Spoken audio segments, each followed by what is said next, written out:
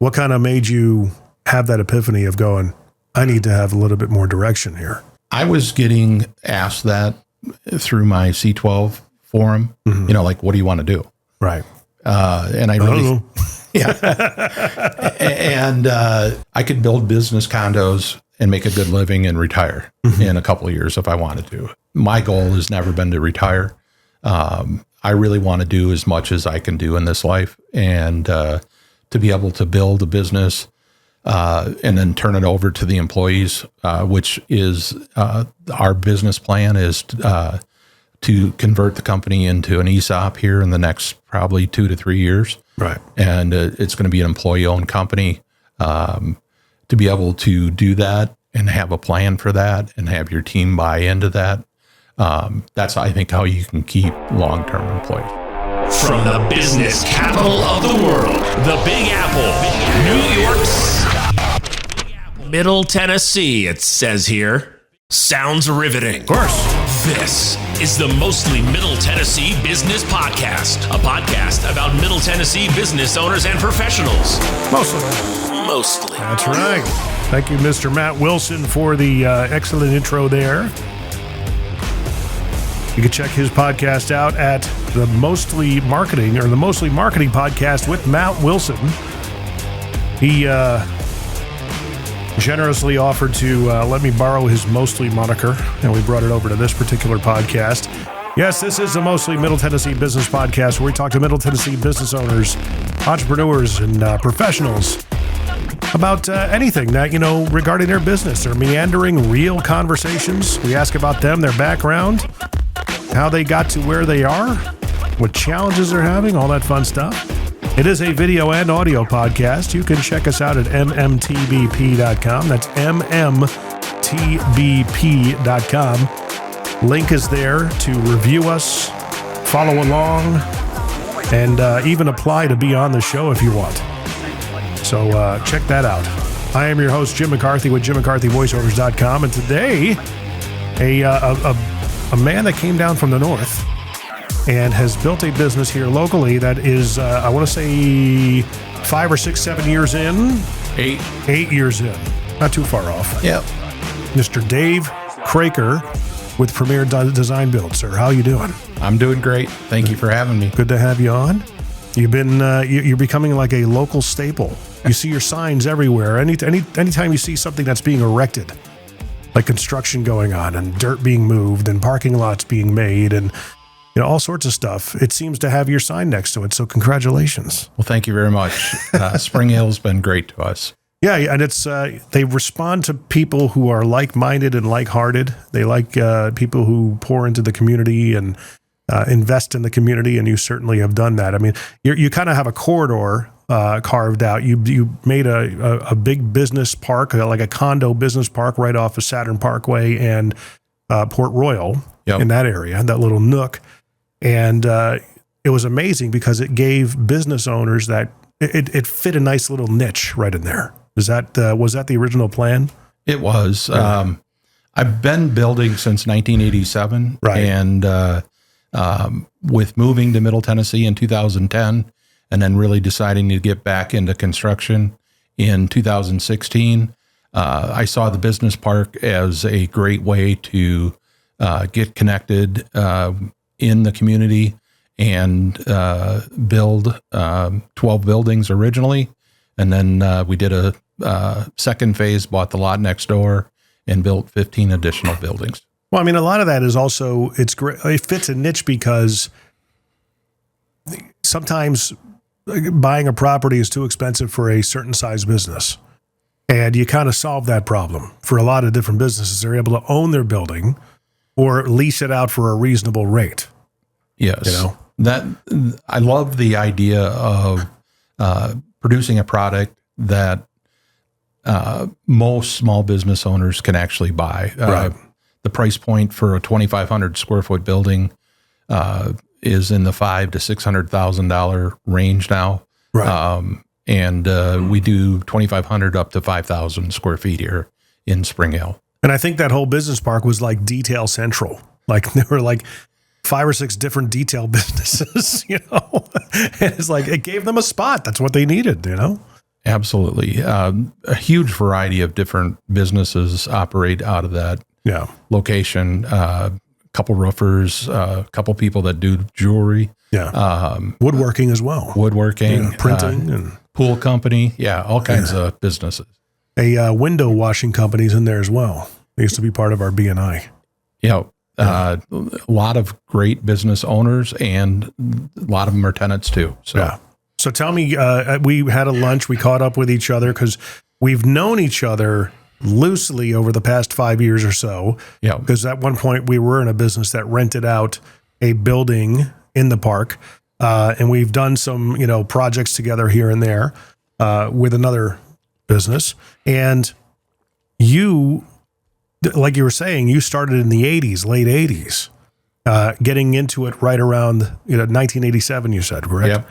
How did it all begin? What kind of gave you the bug for all this?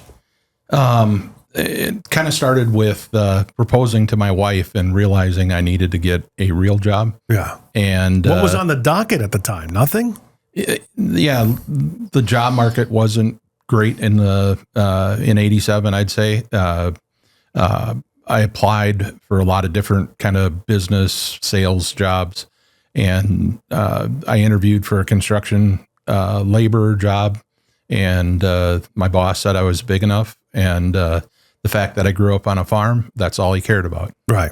And so I started in construction and right away fell in love with it, working with my hands and being able to do a task and then eventually building an entire building and saying, hey, I did that. And it's pretty cool. There is a satisfaction with like seeing what you've done.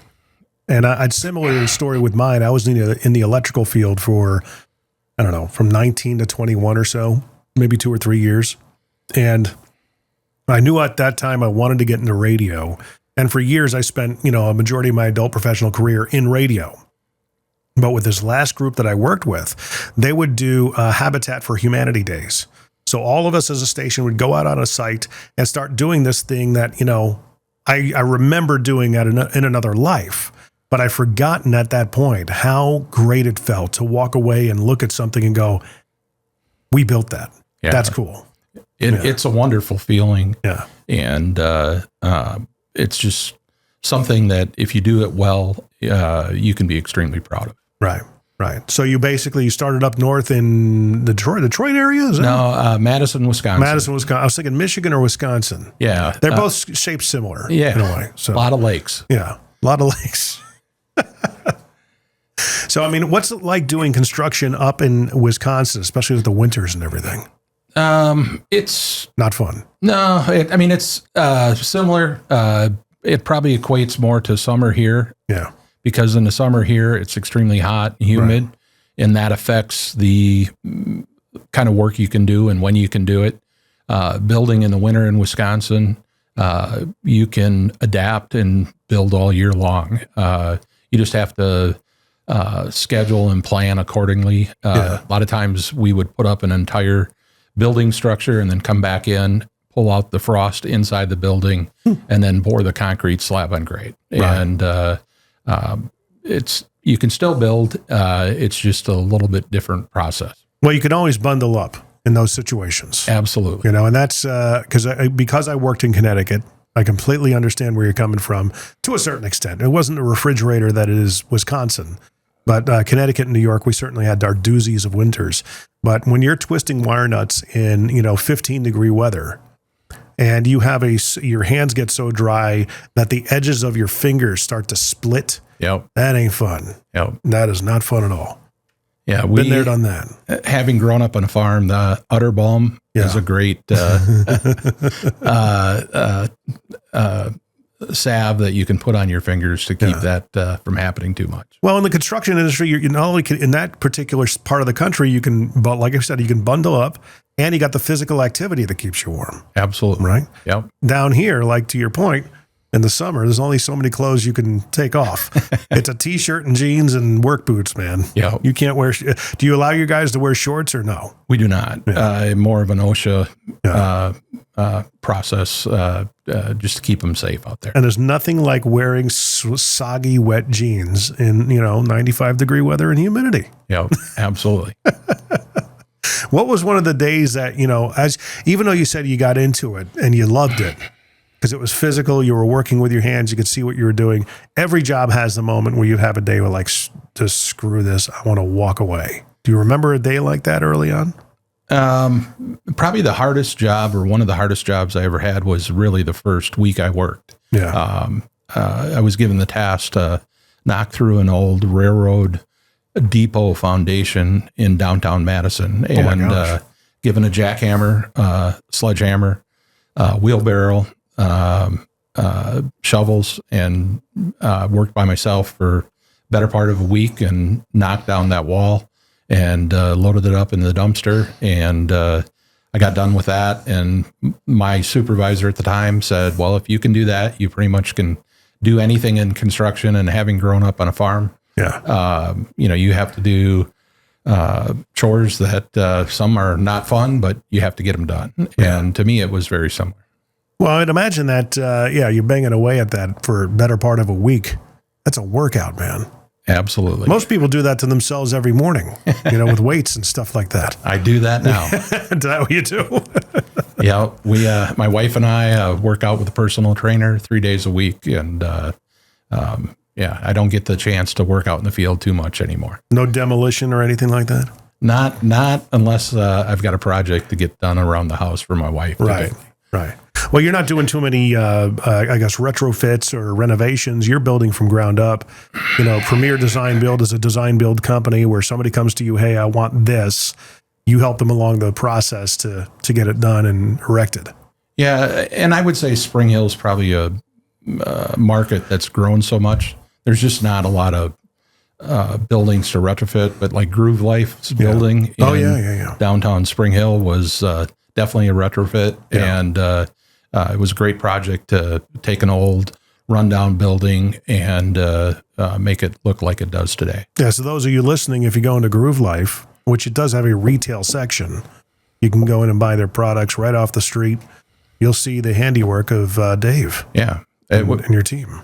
It was a great project, and kind of interesting story. I met Peter, who's the owner of Groove Life, in 2015. And at the time, I owned a couple restaurants, and he was a hunting and fishing guide up in Alaska. And I did a trip with a couple guys from church, and Peter was our guide. So he wasn't even in Groove Life at that point? And not at all. Wow. 2015? 2015. He was looking to start making rings out of his garage. Wow. He was getting a mold made, and I was kind of talking about getting back into construction and doing that kind of work in the near future.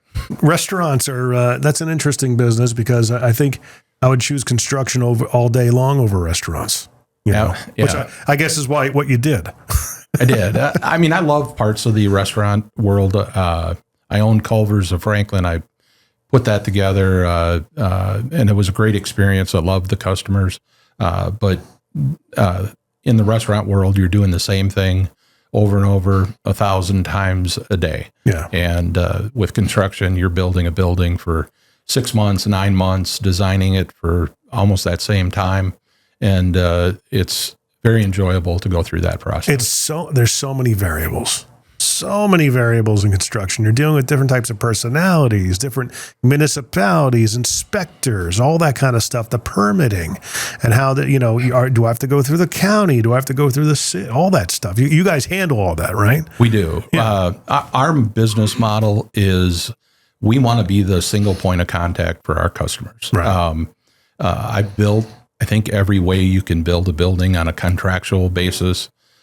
I love design build and 100% believe in that, because we work directly for the owner, the architects, the engineers, electrical subcontractors, all the subcontractors work for us, and we get to manage the process. Yeah. And when we're involved in the design, then we know what we're building and why we're building it. And it's just a wonderful way to do that. And I learned early in my career that construction, parts of it are a commodity, and you're just, hanging drywall or doing certain tasks, are pretty square foot numbers. But a lot of grading and getting concrete right and putting the different pieces of the construction puzzle together is very much an art form. And being able to have a vision of what the completed project is going to look like and understanding the plans and that whole process takes years and years to get good at.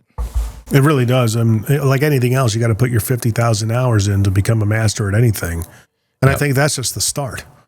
When you have, things that you've done in the past and growing up at a portion, you know how, with your breadth of experience doing this, you have experienced how to do it and how not to do it.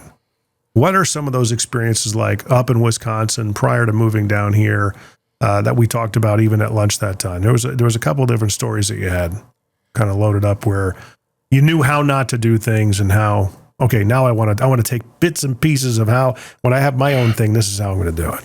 Yeah. Part of it is, when you produce a bid and you're the low bidder, that's what your contract's written for. As soon as you run into any issues in the plans, you run into something that conflicts, just the projects get delayed until you can get it figured out. There's not a single decision makers.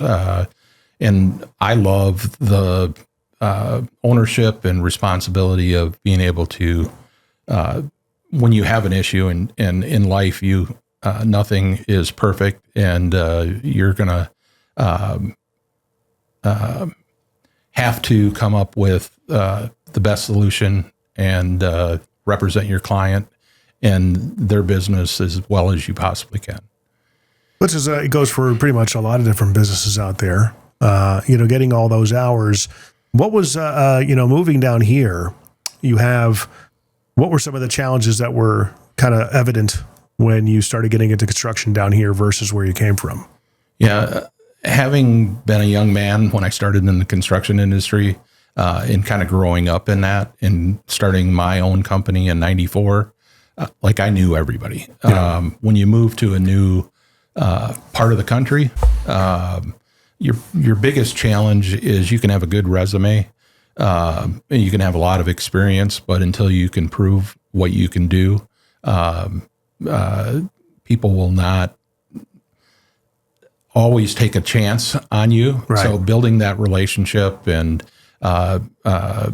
starting to work your way up from small projects. When I first started, I did porch addition for my wife's friend, built neighbors' houses. I'm not really a residential builder, but I've built more residential projects when I first started, quite a few, because that was the work I could get. My experience has always been in commercial construction, and I love the commercial aspect of it as opposed to the residential.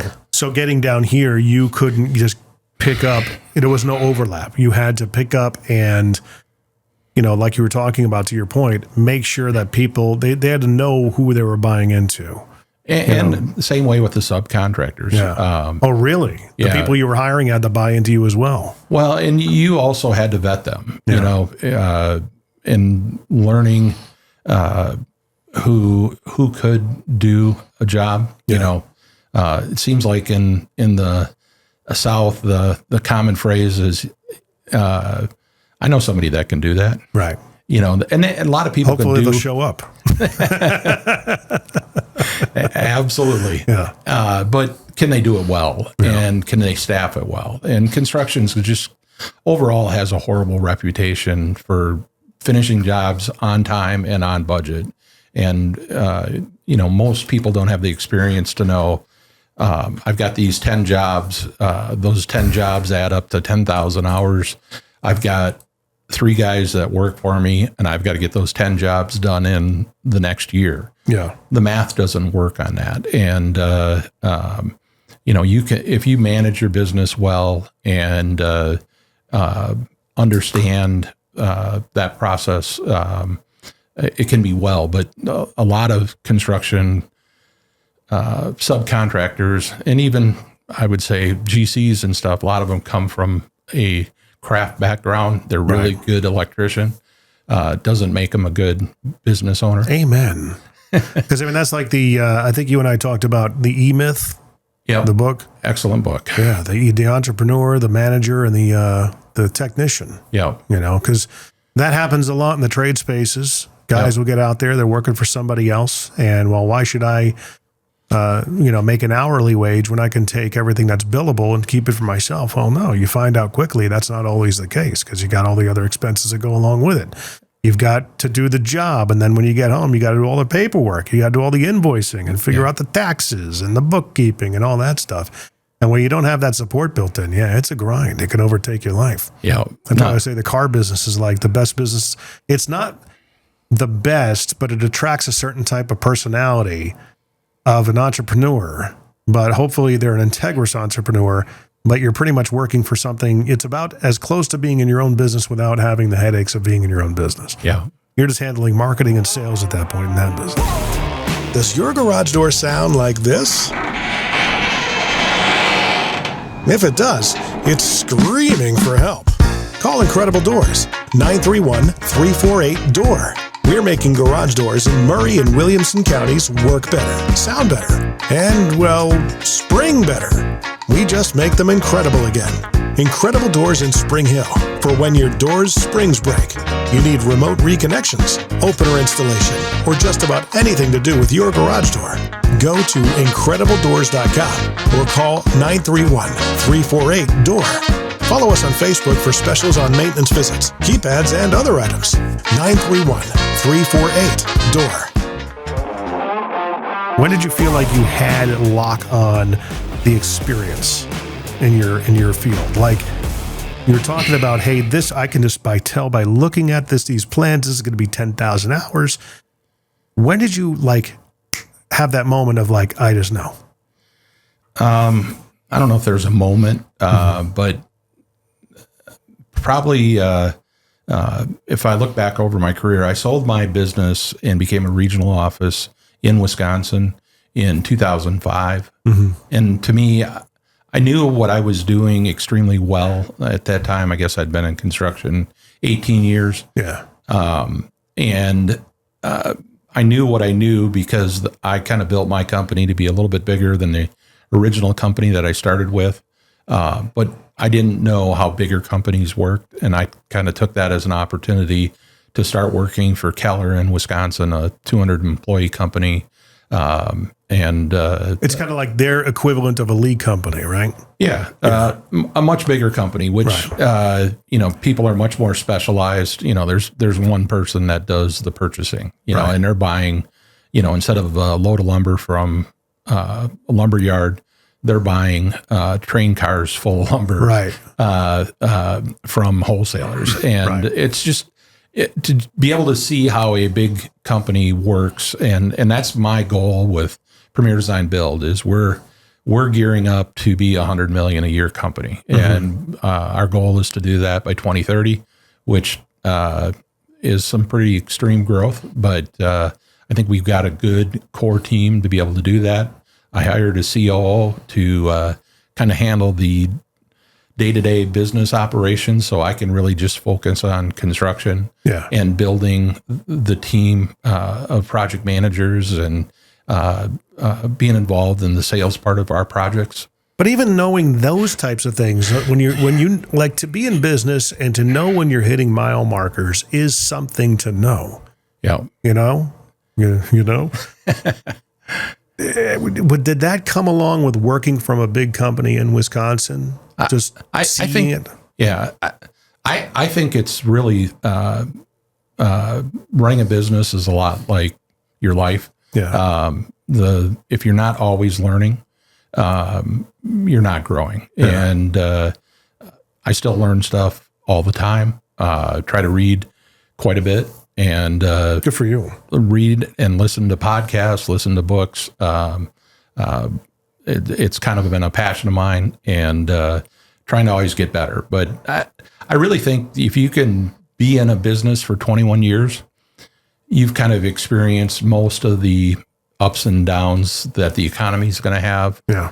And then you can get better from there the longer you go at it.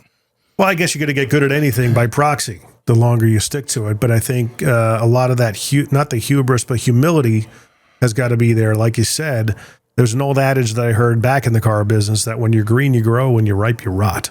And I'm sure you've come across people in the industry that they're just hesitant or not able to intake more information due to a number of reasons, one of them being pride. Yeah. I've done this so long, you're not going to tell me how to do this. You're brand new to the business. I don't care what kind of fresh ideas you have. I mean, how often does that happen? You're going to have a hazing effect with onboarding new people into the business, whether they're coming out of college or high school. You got to have them do the grunt work so they can start getting the calluses on their hands and their fingers and harden up their hands. It's like, I always look at hands on people and you could tell what kind of work they do or they have done. And I could be proud of my hands looking at them that you could tell once upon a time, I've turned a wrench and a screwdriver or two many, many times. Not so much these days anymore, but I still do have the scars all over my hands. And they're battle wounds, man. I'm proud of them. Yeah. At the time, I was like, oh man, look at my new young skin that I just completely scraped open and now it's bleeding profusely. But I tell the story of all the time when I was we were doing a rough-in for some retail space in New York. And I was cutting the edge of a fish tape, which at the time was steel wire. Yep. We called it a snake. And somehow it just scraped across. You saw the scar on my hand right here. Yeah. And it just completely exploded in red. And I looked down on it and I'm like, oh man, I'll be right back. I took my electrical tape and went to the bathroom, put it underneath, cleaned it out, grabbed a whole bunch of paper towels, wrapped the electrical. All right, what did I miss? Yeah. Electrical tape's one of the best Band-Aids really out there. Is. In combination with some old paper towels. Yeah. But I mean, you have a lot of these things that running into people like that just aren't open to receiving new information. It happens in a lot of industries. Have you seen it happen in yours? I appreciate the fact that you really do keep an open mind. Yeah. I see it all the time. I'm part of C12 board. We've had businesses join the board, and then you give them advice and they don't like the advice. They're too proud to sell something or make a change. And if the business model doesn't work, you need to make a change or you're going to go out of business. Mm-hmm. And so, construction is one of those industries. People do stuff all the time because that's how they do it. Yeah. They don't understand why they do it. I'm fortunate. I didn't get to go through a carpentry apprenticeship class, but because I had 10 years of experience and some college experience, I got asked to teach a course. Yeah. And I did that for 2.5 years. And it was one of the best things I've ever done in the construction industry, to understand the why you do things. Yeah. And I don't know. I just enjoy the industry. Measure twice, cut once. Is that one of the rules for a reason? It is. Yeah. It's not measure once, cut twice. That's for sure. So you get with a lot of your culture there, getting into that aspect of the conversation. You've had the same, like our main point guy that we've always talked to has been Hayden. Yep. He's been with you since 2019, 2018.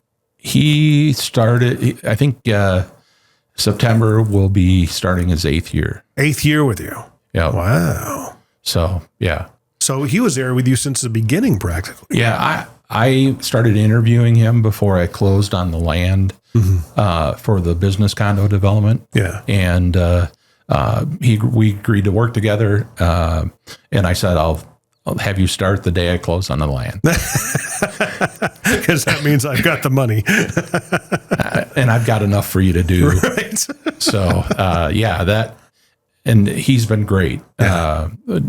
Teaching him to be a project manager, and he's always been a great guy. Yeah. And, been a blessing. So, well, that plays into culture building, which is on your shoulders as well as a business owner, which is always a fun thing to do. Yeah, figuring out what your modus operandi is, your core belief, your pillars that uphold those beliefs, and arrows in the quiver, if you will. What is your philosophy on culture? What have you learned in the past versus what has worked and what hasn't worked in your experience? Yeah, I've always had, I think, a pretty good culture in my companies in the past.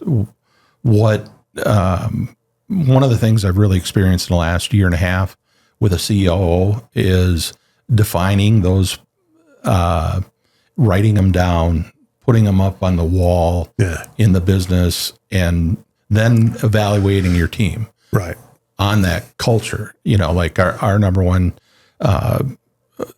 first core value is build every project like it's your own. And in that, the belief of that is it right for the customer?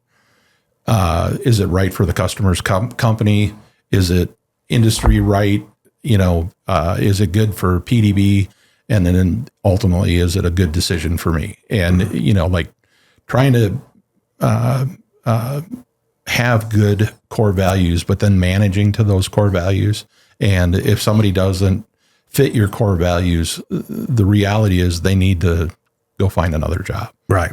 Yeah. And, we try to manage to that. And you can't always hire to that because you really don't know somebody until you worked with them for 2-3 months. Yeah, the veneer wears off. Absolutely. Yeah. Like a marriage. Absolutely. And I think a real big key for business owners is really having a vision. I talk to a lot of business owners that aren't sure what they want to do. Right. And the more clear you can come up with a vision, the more your company, your employees know where you're going. Yeah. And, I did that about, 3.5 years ago, went away for a weekend and then kind of really came up with what I felt God was calling me to do. Yeah. What I wanted to do in 10 years, what I wanted to do in 3 years. And really it all started with the 10-year plan. And then the 3-year plan is what do we got to do between now and 10 years to be going in that direction. And then you break it down to a 1-year plan. And we do a great job of that as a company. So, that's a pretty big epiphany to have. Let's see, that was 2021. We're in the midst of COVID at that time. You're 5 years into your business. What kind of made you have that epiphany of going, I need to have a little bit more direction here, a clear outlook and, plan? Yeah, I was getting asked that through my C12 forum, like, what do you want to do? Right. And I really, and, like ultimately I could build business condos and make a good living and retire in a couple of years if I wanted to. My goal has never been to retire. I really want to do as much as I can do in this life and to be able to build a business and then turn it over to the employees, which is our business plan is to convert the company into an ESOP here in the next probably 2 to 3 years. Right. And it's going to be an employee-owned company. To be able to do that and have a plan for that and have your team buy into that, that's, I think, how you can keep long-term employees. Well, yeah, there's when they have ownership, or at least, a feeling like they've got some sort of ownership involvement, for sure. Yeah. I commend you for that, because it's not easy to give up. Yeah. I can't even begin to tell you what the process would be like to start walking down that path. Yeah. But that's in the future for you. It is, but I've done a lot of work on that. I've met with my financial advisor. I've read a book on that. Yeah. I've talked to some experts on that. But yeah, it's a matter of what you want to do. And every business owner's got other plans. Sometimes a great business is 2 or 3 guys. Mm-hmm. And they're just going to work together for the next 30 years. And they're happy with that. Yeah. And I have no problem with that. Yeah. how many people does it take for you to go through to find the one? And I guess in our industries, we've been very lucky here because we've actually been, and I'm knocking on wood, that's not anybody knocking at the door, to fish, I guess, out of the right ponds. But in this industry in itself, the trades, because of the degradation of, the trades over the past 20, 30 years, there's been a big push to college. Trades have kind of been like, well, hey, if college doesn't work out, at least you can go, hammer nails or run wire. Yeah. It was almost like, well, hey, you can be relegated to do this. There wasn't really any sort of enthusiasm put to the trades in the past 3-4 decades, right? Yeah. Now we're seeing the effects of that. There's such a tight job market of available talent that they can kind of, like, the ball is in the employee's court. Would you agree to a certain extent, at least on the subcontractor side? Yeah, they have lots of options. Yeah. I think now more than ever. And with the baby boom generation retiring, every statistic I've seen for the next 15 plus years, I think labor is going to be tight. Yeah. But I mean, is there a way, or is there something that you're doing or you're seeing other business owners doing in your space that are starting to rekindle that interest in the trades? I'm seeing a lot more people that you would figure they were on the white collar college trajectory that have completely rejected it and said, no, I want to learn a trade. Kids of very affluent people that I know. No, I want to learn how to, do stuff with my hands. Yeah. So there is a turning of culture here amongst the next generation. Have you seen any of that? I have. Yeah. My youngest son graduated high school 3 years ago, and he was a COVID senior. Yeah. So senior year, COVID, he elected to do classes online where he would get his homework assignment during the night. Yeah. And then wake up the next morning. He could get his schoolwork done typically in 2 to 3 hours. And then he was done for the day. And so he started working for me at that time and enjoyed it and had zero desire to go to college and still works in the trade. So I'm starting to see that more and more. And I think it's our responsibility as business owners and leaders to, provide health insurance, provide dental insurance, provide 401k. You can't do that when you first start out. It took me 7 years to do a 401k, but we've been doing healthcare almost from the beginning. Right. And it's a big expense, but it's also, I feel like it's an obligation to provide for your employees. Well, absolutely. In that sense, absolutely. But even feeding the culture of what you're building, because the more you feed into culture as a business owner, especially if it mirrors your personality, because that's the easiest way to nurture that culture. It's got to match who you are. It's got to come down from the top, right? Are you like putting in training programs, things of that nature for the guys or your employees to kind of engage in, Yeah, absolutely. Yeah. My son Luke is going through the carpentry apprenticeship program. Nice. Through ABC. So does he learn everything at that? No. But it's another tool in the tool bag. And we have supervisors going through a supervisor training course. Hayden, I sent him to a project manager's course. I think training is an obligation too, especially in the trades. If you're not learning, and it takes a long time to learn. It's a matter of when they're new, how much can they grasp, and when the right time to train somebody is. Having owned a restaurant and you're training very simple tasks like bagging fries, you can teach that in an hour. Mm-hmm. You probably can get good at that in a couple days. But when you're doing skilled trades, and that's why it's called skilled, unless you're just doing the same thing every day, it's going to take you typically 3-4 years to get a good understanding of what you're doing, especially as a commercial carpenter that work in the kind of projects that we do. So what's easier, commercial or residential? I would say residential is extremely much more simplistic. It's all typically wood. With commercial, you're getting steel, and you're doing a combination of buildings with wood and steel in them. And I've had a framer that's done a lot of our framing projects, and tried to have him help me on Groove Life. Mm-hmm. And he worked for 2 days, and he's like, I don't like steel.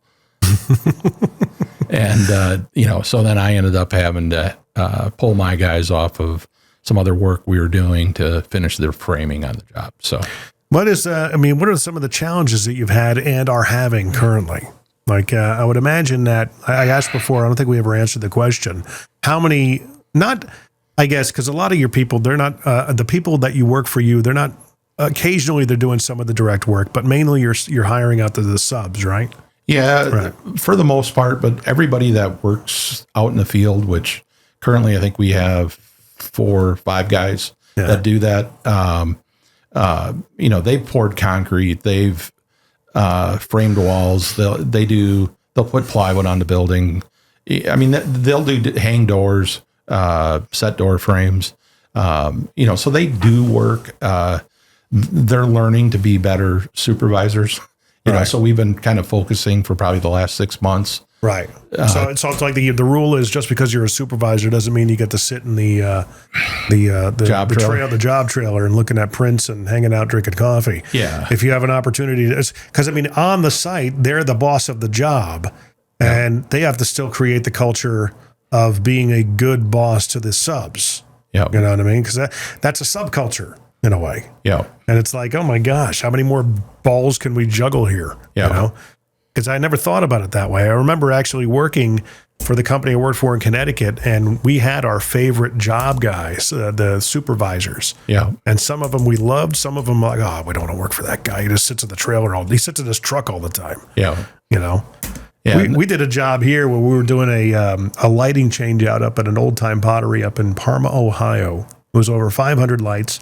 And my business partner, John, couldn't make it up there quite yet. So I led the team up there the day before.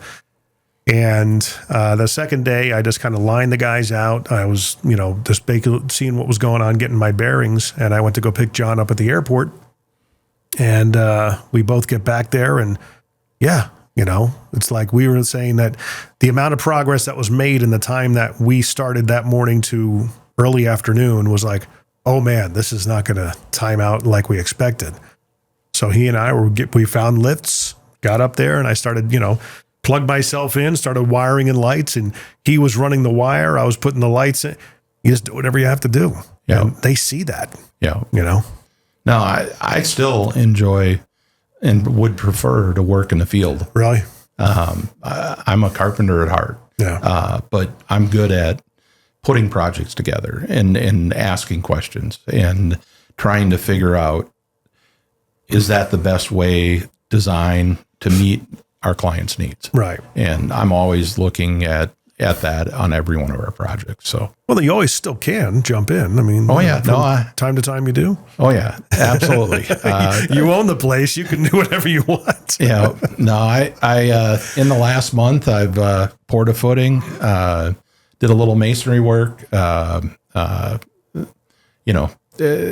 things that needed to get done. It's like being a grandparent. You remember having babies and you kind of enjoy having babies again, but you can give them back and they go away for a while. I don't have to be here, but I will, and I'll help you out, but I don't have to be here. I can walk away and be like, okay, I've had enough. Well, not that's what our desire is, but that's the way because actually one of the guys said to me at that project, he was like, we need you on every other project now. And I'm going, dude, that's not a good use of my time. I'm sorry. I said, I don't mind helping out. If you really need me, I'll come out and do it. But I mean, that's when I do that and I get my hands in the mix like that, it really does satisfy me. Yeah. Saying, I know what you're talking about. There's a lot of joy in doing that. It is. But it's also, can I hire somebody for $40 an hour to do that? Right.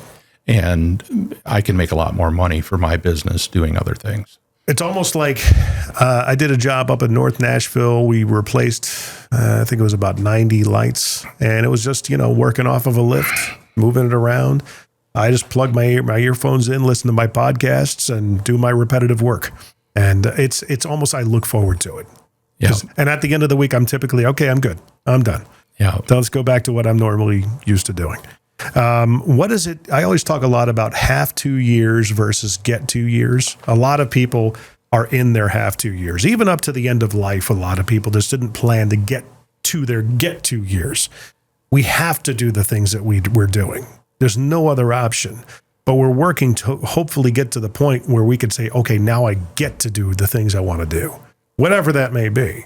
Yeah. Are you at that point yet, do you think? I think I am. Yeah. I've been pretty fortunate. Did a trip to Italy with my family 2 years ago. We're planning a trip to the Caribbean this winter. Last year I went to South Africa. Right.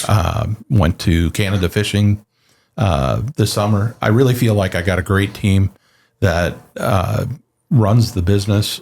I help add to the business. But I don't know. I feel pretty blessed with the things I get to do. I love to hunt, fish. Outdoor activities are great. I got an elk hunt planned this fall in November. So where are you going for that? Going to Colorado. Nice. Yeah. So definitely looking forward to that. Was Colorado like a vacation destination when you lived in Wisconsin? It was a hunting. Was it? Yeah. I started doing elk hunts in Colorado in the late 90s. And I went every year for probably 10, 11 years. Oh, wow. And it was great back at that time because you could go up in the mountains. Your cell phone didn't work. And you definitely were away. I never understood that as a kid. My father did that once. He was a big fisherman. Also in the trades. We were in the business phone system space. That's how I learned a lot of wiring and stuff like that through that. But he ended up going on a fishing trip one time, and I mean, literally just fell off the face of the earth. Not literally, figuratively. He, to the point where it was like day or 2 or 3, we hadn't heard from him. And all of us were like, he should at least, this is pre-cell phone. So you find a payphone and at least touch base. You know what I mean? But he was just gone to the point where we had to call the state police and say, we're worried. Okay. And he actually, called us back and said, what's wrong? I'm like, dude, at least contact us and say that you're okay. You're up there by yourself. We have no idea if something happened. Yeah. I always went with a group, but most of my career, the business ran through me. Yeah. I was the decision maker on everything. And so when you would get away from a week, you just could unplug. And it was one of those times a year that you could definitely unplug. Yeah. I don't think that's necessarily the right way to run a business. And we do it a lot different now. Yeah. If it's a minor decision, we want our team to be making those decisions. If it gets to a branch decision and there's some pretty good cost impact, they might want to run it by another team member or two. Yeah. But stuff doesn't get to me unless it's like a trunk issue. Right. It just frees up your time as a business owner. That's the one thing that always frustrated me about these coaches was that, when you start a business, you want to say no to the things you don't want to do and, establish your lane early on and work on your business, not in it. And I asked those coaches, I'm like, have you ever owned a business? Is that even possible unless you got a huge mountain of cash to fund this thing and bootstrap, provide the air that you need to move it forward?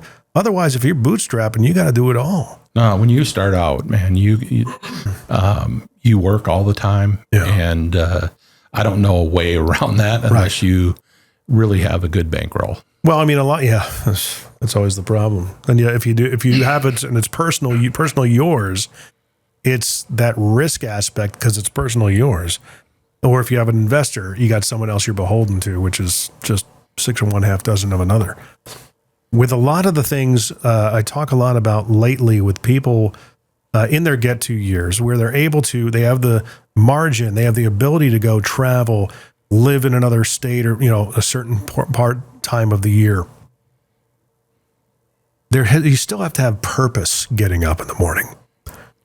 Is there really retirement for you? There is not. Right. I really have no desire to retire. Right. I want to have the ability maybe to spend January in Florida. Yeah. Yeah. You have a place down there? I do not. Yeah. And I don't know if I'd buy one, but or maybe a couple weeks. But we travel a lot. Today with Zoom meetings, emails, you can run a business pretty well, whether you're on Tim's Ford Lake, or at your house or at the office. You can get a lot of work done. Well, with all that being said, how do people find and follow you, and what kind of people are you looking to meet? We're always looking for team members. Mm-hmm. We're not. We're currently trying to hire a senior supervisor, mm-hmm. somebody with 30-ish years of experience. Right. We're trying to hire an estimator, expediter. It's a couple of current needs.